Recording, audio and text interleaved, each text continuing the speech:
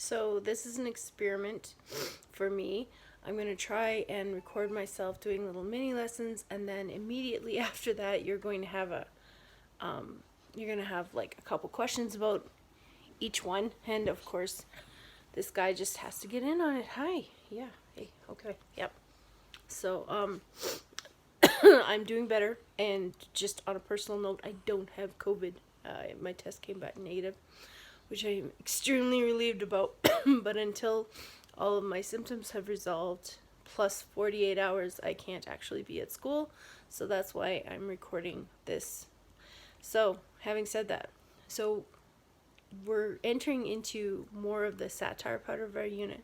So, Animal Farm was an extended analogy. Analogy is a tool that satire uses, right? It's a tool that satire uses to highlight things that you couldn't say really out loud about people, so you make them into animals. And that's a common thing that you'll see.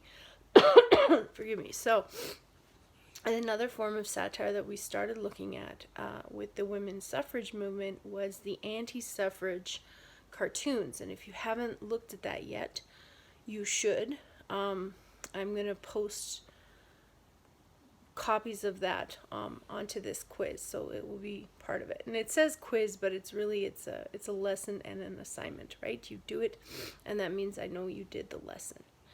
So when satire goes wrong is when the audience does not understand what it is you are trying to do, or they take offense at it. So there are some pretty good examples of this that we're going to talk about today. So today's sort of about, this whole little thing is about when satire goes horribly wrong. And so basically, if you look at it, satire depends on the intelligence, but not just the intelligence, it depends on the context of the audience. If the audience doesn't understand that what you're doing is a joke and they take you seriously, you can get into some serious trouble.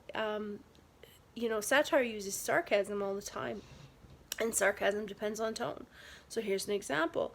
If you are typing online in response to someone, we've all done this, where somebody got offended by something that we thought we were saying in a joking way, because there's no real emoji for sarcasm. So for example, when I heard my brother was talking to me and I told him all the cases in La Ronge are rising, and he goes, "Oh, that's great."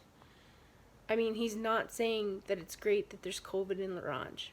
That is implied by the eye roll, because we were on FaceTime, so a lot of it depends on visual clues and tonal clues, like the tone of his voice. And tone is a super important part of English language arts, and it's an advanced kind of writing, is that you've got to make sure when you are writing your satirical things that your tone is that of something that the audience will pick up, that this is sarcasm, or that this is not meant to be real. So basically, satire can go really, really wrong, and the following are going to be a couple of different examples of when satire has gone really, really wrong.